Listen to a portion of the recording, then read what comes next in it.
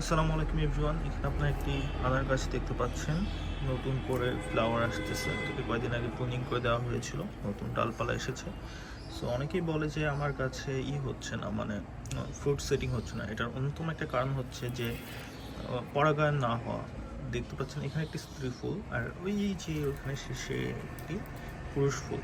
তো মাঝে মধ্যে হয় কি যে পরাগায়ন তো পোকা, মাছি বা যে কোনো এরকম জীবজন্তু দিয়ে বাতাসের মাধ্যমে হতে পারে। সো এই জিনিসটা মাঝে মধ্যে ভালো না হওয়ার কারণে অনেক সময় স্ত্রী ফুলগুলো ফলে পরিণত হতে পারে না। সেই জন্য আপনারা যা করতে পারেন, হাত পরাগায়ন করতে পারেন। আপনারা করবেন যে পুরুষ ফুল বোঝার একটা উপায় আছে যে পুরুষ ফুলটা এরকম দেখতে হয়, নিচের দিকটা ঢোলের মতো হয় না, জাস্ট প্লেন এরকম। আর আপনি ডিফারেন্স বুঝতে পারবেন, এই পাশেরটা হচ্ছে একটি স্ত্রী ফুল আর এটি একটি পুরুষ ফুল। তো এই পুরুষ ফুলের এই মাথাটাকে আপনার ভেঙে নিয়ে যখন ফার্স্ট যেদিন ফুলটা ফুটবে, আপনারা এই কাজটা ওই দিনই করার চেষ্টা করবেন, তাহলে এটা আপনার জন্য ভালো হয়।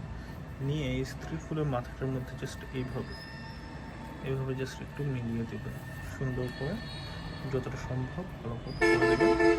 তাহলেই পরাগায়নটা কিন্তু অনেক হয়ে যাবে, আর এটা 100% অ্যাকুরেট হয়। Thank you. এরকম আরও টিপস পেতে আমাদের পেজের সাথেই থাকুন।